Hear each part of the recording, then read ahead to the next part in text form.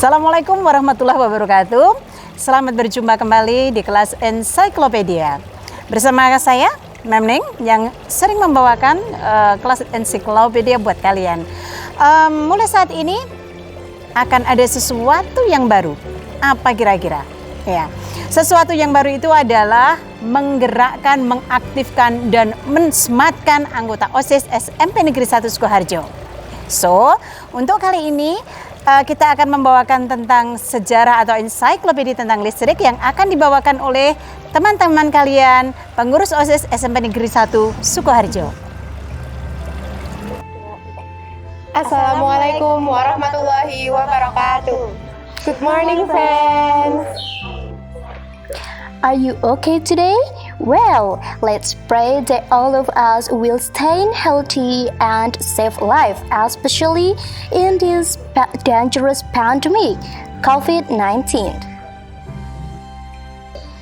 Thanks to God, so that we still have a good opportunity to encyclopedia session. Selamat pagi dan salam sejahtera untuk semuanya. Oh ya teman-teman, jangan lupa terapkan 5M untuk mencegah penyebaran COVID-19. Masih ingat bukan? Yang pertama, selalu pakai masker. Yang kedua, selalu cuci tangan setelah melakukan semua aktivitas. Yang ketiga, jaga jarak. Yang keempat, kurangi mobilitas. Dan yang kelima, hindari kerumunan. Well guys, our topic of encyclopedia today is about electricity. Tidak asing bukan? Pertama, pengertian listrik menurut KBBI. Ya, listrik adalah daya atau kekuatan yang ditimbulkan oleh adanya pergesekan atau melalui proses kimia. Dapat digunakan untuk menghasilkan panas ataupun cahaya atau juga untuk menjalankan mesin. Kalau untuk manfaat listrik, kita pastinya sudah sangat tahu. Misalnya sebagai sumber penerangan, sumber energi, penghasil panas, sarana hiburan, penghasil gerak, dan lainnya. Sedangkan menurut Wikipedia, listrik adalah rangkaian fenomena fisika yang berhubungan dengan kehadiran dan aliran muatan listrik. Listrik menimbulkan berbagai macam efek yang telah umum diketahui seperti petir, listrik statis, induksi elektromagnetik, dan arus listrik. Adanya listrik juga bisa menimbulkan dan menerima radiasi elektromagnetik seperti gelombang radio. Dalam listrik, muatan menghasilkan medan elektromagnetik yang dilakukan ke muatan lainnya. Listrik muncul akibat adanya beberapa tipe fisika. Yang pertama, muatan listrik. Yang kedua, medan listrik. Yang ketiga, potensial listrik. Yang keempat, arus listrik. Dan yang terakhir, elektromagnetik. Sedangkan pada teknik elektro, listrik digunakan untuk sebagai berikut. Pertama, tenaga listrik yang digunakan untuk menghidupkan peralatan. Selanjutnya, elektronik yang berhubungan dengan sirkuit listrik yang melibatkan komponen listrik aktif seperti tabung vakum, transistor, dioda, dan sirkuit terintegrasi. Sebelum kita kupas lebih dalam mengenai listrik, kita akan belajar tentang sejarah global tentang listrik. Are you ready to listen? Oke, sejarah tentang penemu listrik ada dua versi nih. Yang pertama, listrik sudah ditemukan pada zaman Mesir kuno. Dan yang kedua, listrik ditemukan oleh Thales dari Miletus. Ya, versi pertama yaitu zaman Mesir kuno. Ya, teori bahwa listrik dikenal dan digunakan pada zaman kejayaan Eropa ternyata salah, yaitu orang Mesir yang menemukannya, tetapi orang Eropa hanya mempopulerkan. Kunci untuk seluruh teori ini terletak ratusan kilometer timur Mesir. Ya, ada beberapa pot aneh yang ditemukan di Irak. Beberapa kedap air berisi silinder tembaga dilem ke dalam lubang menggunakan aspal. Di tengah silinder itu terdapat sebuah batang besi. Para penggali menemukan pot pertama pada tahun 1936 dan yakin bahwa pot tersebut adalah elemen galvanik, baterai yang primitif. Rekonstruksinya memang menunjukkan bahwa memungkinkan untuk menciptakan listrik. Fakta berikutnya ditemukan dalam kuil di Dendra, puluhan kilometer utara Luxor. Beberapa ahli menemukan cahaya. Seorang insinyur listrik Norwegia melihat objek ditampilkan pada relay. Pada bagian atas halaman ini dapat bekerja sebagai lampu. Versi kedua, Thales. Penemuan listrik berawal dari seorang cendekiawan asal Yunani bernama Thales di tahun 640 hingga 546 sebelum Masehi. Saat itu, beliau menggosok amber, elektron dalam bahasa Yunani, dengan bulu kucing dan mengambil sedikit bulunya. Karena penasaran, beliau pun menulis tentang amber yang bermuatan menggosok. Kejadian yang dialaminya menggambarkan apa yang disebut dengan listrik statis. Sekarang ini, namun saat itu beliau belum mengetahui nama proses dari peristiwa tersebut. Penelitian tentang gaya gerak dari batu ambar kemudian dilanjutkan oleh seorang ilmuwan asal Inggris bernama William Gilbert di tahun 1733. Ia menyebutkan kejadian yang dialami Thales adalah elektrik yang diambil dari kata Yunani elektron atau batu ambar. Dan ya, tentunya kalian perlu tahu tentang tokoh-tokoh penemu listrik. Ya, yang pertama ada Michael Faraday yang pastinya kalian sudah tahu. Michael Faraday adalah ilmuwan Inggris yang mendapat julukan Bapak Listrik karena berkat usahanya listrik menjadi teknologi yang banyak manfaatnya. Ia mempelajari berbagai bidang ilmu pengetahuan termasuk elektromagnetisme dan elektrokimia. Yang kedua, Benjamin Franklin.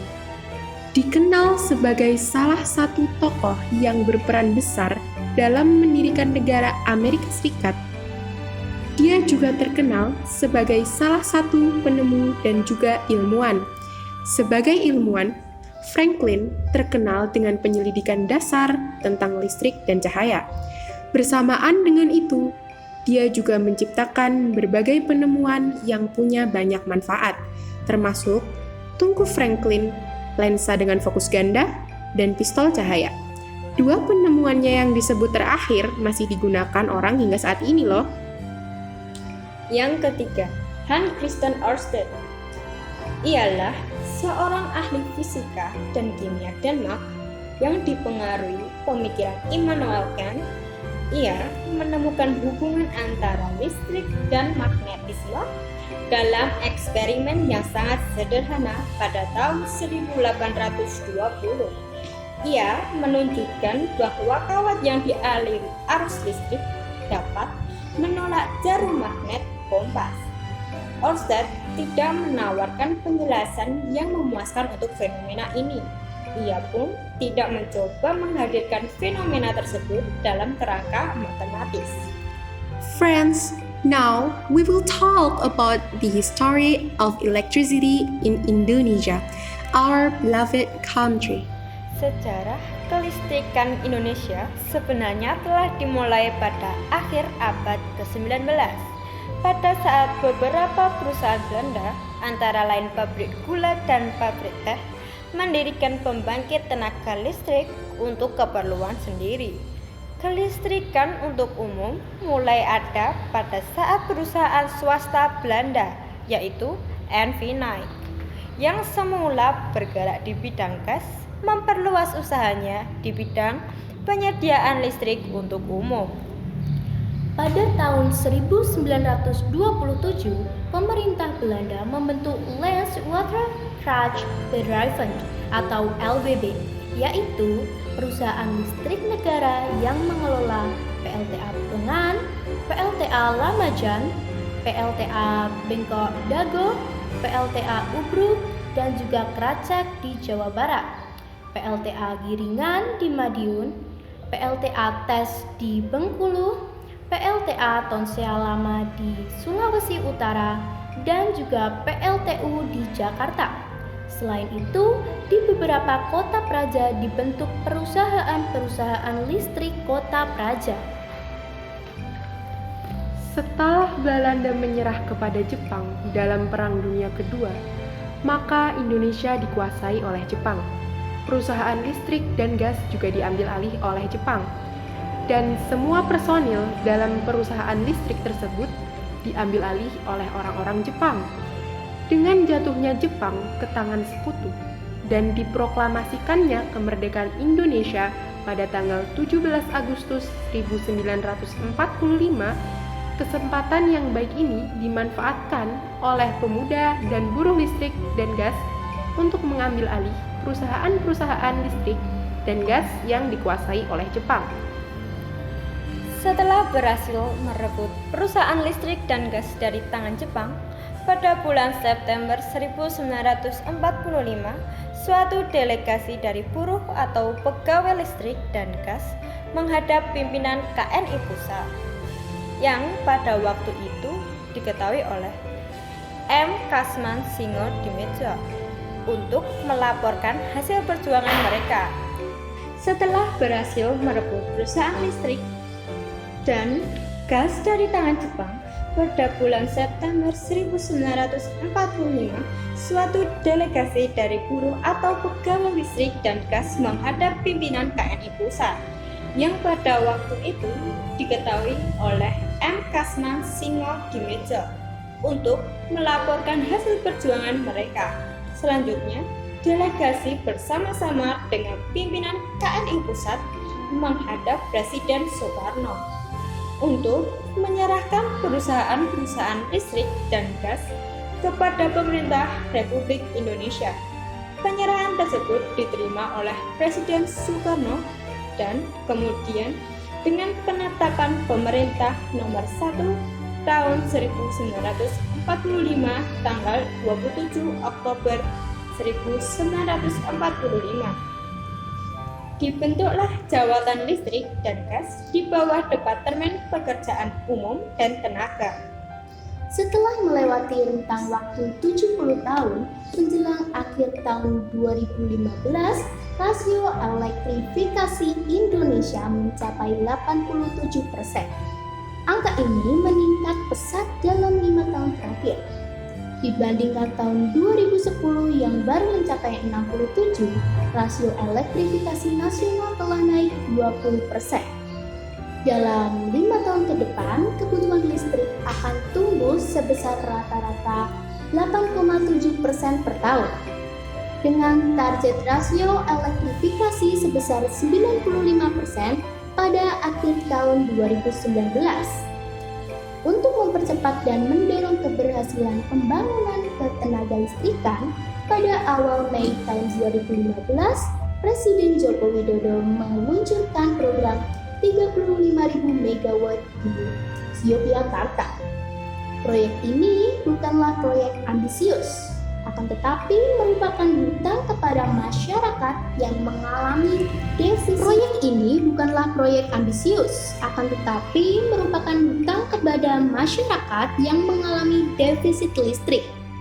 Presiden juga menyampaikan bahwa penambahan kapasitas listrik sebesar 35.000 MW memiliki multiplier efek yang besar bagi pertumbuhan ekonomi, antara lain penyerapan tenaga kerja yang mencapai 650.000 tenaga kerja langsung dan 3 juta orang tenaga kerja tak langsung. Sudah banyak keberhasilan yang telah dicapai kelistrikan Indonesia. Namun, untuk memenuhi kebutuhan listrik bagi masyarakat di seluruh pelosok Nusantara ini memang masih memerlukan perjuangan dan kerja ekstra keras. Bersama menerangi Nusantara. Sampai jumpa di kelas ensiklopedia selanjutnya. Bye-bye.